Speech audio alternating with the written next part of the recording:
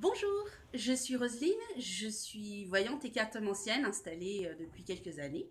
Et aujourd'hui, j'aimerais vous proposer une petite vidéo qui explique comment faire pour nettoyer les cartes que l'on a depuis des années, qui parfois commencent un petit peu, on va être honnête, à sentir la crognotte, qui aussi ont du mal à être manipulées, à bouger, etc.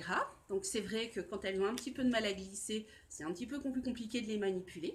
Donc cette petite technique est très simple à mettre en œuvre, pas toujours évidente. C'est pour ça que je vous conseille de vous mettre dehors pour pouvoir le faire. Euh, il s'agit d'utiliser donc du talc, tout simple, du talc à bébé, et de le mettre dans un sachet. Je vais vous montrer tout de suite comment est-ce qu'on fait. Tout de suite à dehors.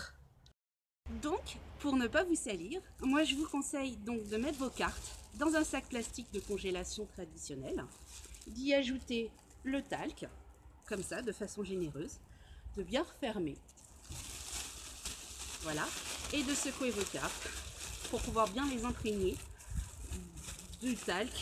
Et le talc va donc nettoyer les cartes, tout ce qui trouve être sébum, graisse sur les mains, parce que des fois on n'a pas toujours les mains super propres, ou des fois on véhicule du matériel génétique et autres protéines, donc c'est vrai qu'il faut les nettoyer.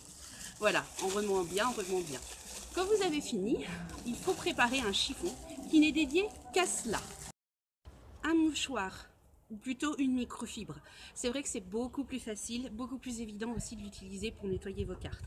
Moi je vous conseille vraiment de ne le dédier qu'à cette utilisation. Donc je ressors mes cartes. Alors bien entendu c'est salissant, c'est pour ça que je vais dehors sur mon balcon. Voilà, de tapoter un petit peu. Elles sont pleines de talc. Donc c'est pour ça qu'il vaut mieux le faire dehors. De les secouer un maximum. De le remuer. De les battre. Vous voyez, j'en ai un petit peu partout, mais voilà.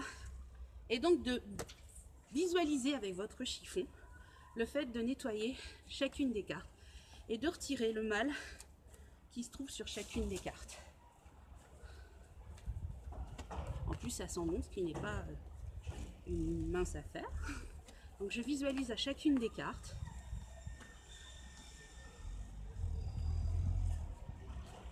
Je visualise donc le mal partir de chacune des cartes et de nettoyer mes cartes. Voilà, donc vous faites ça à chacune des cartes.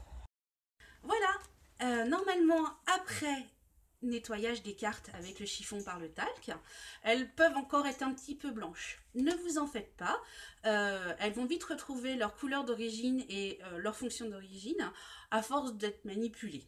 Je vous conseille néanmoins, lorsque même que vous achetez un jeu, de les décharger de leur énergie négative ou les décharger de leur énergie.